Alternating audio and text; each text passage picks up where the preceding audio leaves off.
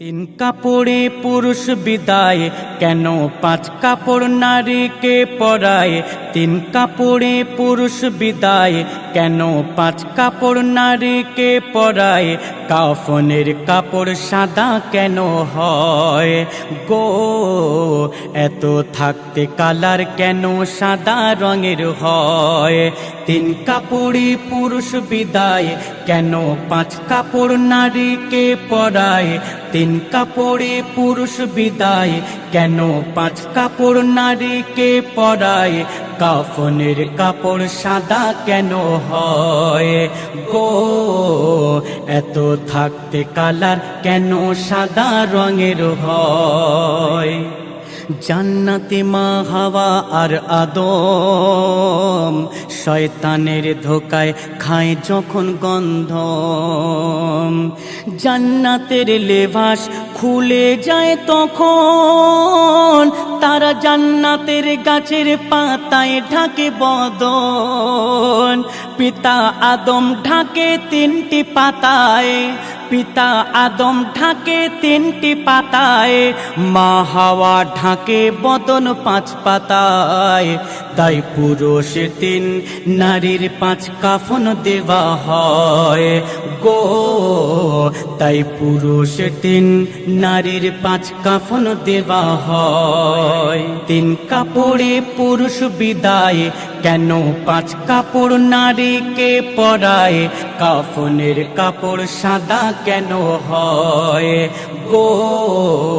এত থাকতে কালার কেন সাদা রঙের হয়?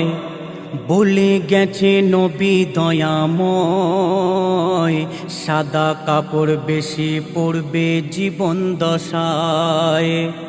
মরণের পরে মাইয়াতেরি গায়ে সাদা কাপড় কাফন পরাবে সবাই।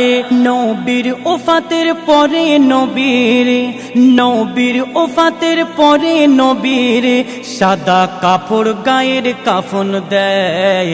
তাই কাফনের কাপড় সাদা রঙের হয় গো। তাই কাফনের কাপড় সাদা রঙের হয়। তিন কাপড়ে পুরুষ বিদায়, কেন পাঁচ কাপড় নারীকে পরায়?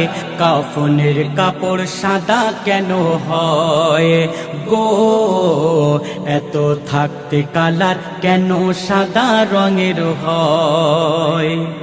মানুষ মৃত্যু থেকে বাঁচতে চায় সবাই, যতই চেষ্টা করো পাবে না রেহাই।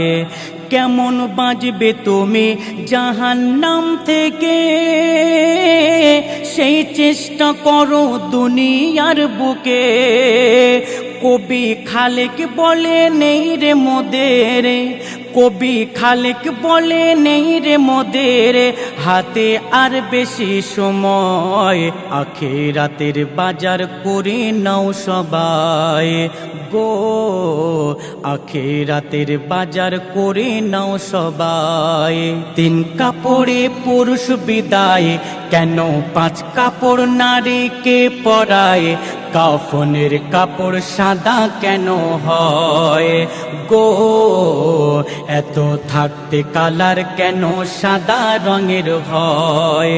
তিন কাপড়ে পুরুষ বিদায়, কেন পাঁচ কাপড় নারীকে পরায়?